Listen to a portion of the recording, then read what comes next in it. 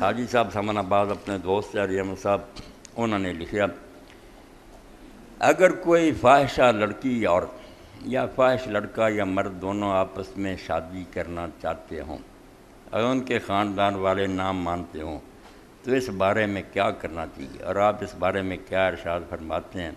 مدد فرما کر شکریہ کا موقع دیں، مہربانی ہوگی، مہربانی فرما کر کوئی وظیفہ بتا دیں۔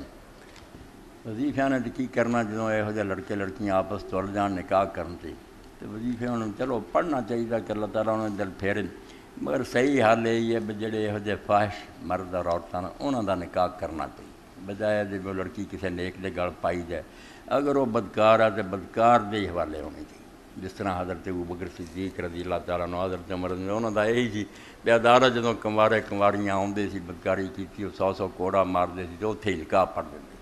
تے بدکاری جو کردے جاؤ حلال طریقے نال زندگی گزارو، تو بجائے دے وہ گندگی میں دوسرے گھراں پھیلائی جائے۔ اگر یہو جہی ہے کہ وہ آپس سے راضی ہے تو کانوں رکاوٹ پاؤنی ہے، تسی کوئی ہور شریف بچی لبے پھرو گے یا کوئی بیٹا، کچھ نہیں فائدہ۔ یہو جہے حوالے کرو رب دے، آپے بھگتتے پھرن گے، اگر انہوں دی نیت ہے انہاں دے نکاح کر دینے چاہیے۔ جڑے نہیں کردے نتیجہ برا ہی ویکھی دا، نیک بچی لیا کے دیں وہ برتاؤ نہیں اچھا کردے، طلاق تک نوبت پہنچ گئی ہے، کچھ نہیں فائدہ۔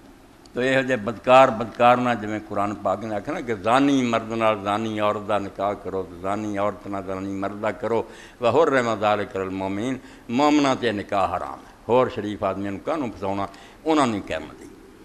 باقی اگر وہ منائے جا سکتے بھی چلو ہن جو کچھ کر لیا ہونی کوئی نیک رستے سے چلو کوشش کر لو، مگر مسئلہ دس کہ برے دا برے نہ ساتھ ہے، نیک دا نیک نہ ساتھ، نیکاں نوں جوڑنا چاہیے، بریاں نوں بریاں نال ہی جوڑ دینا چاہیے، تسی اپنا گند آپ ہی سنبھالو۔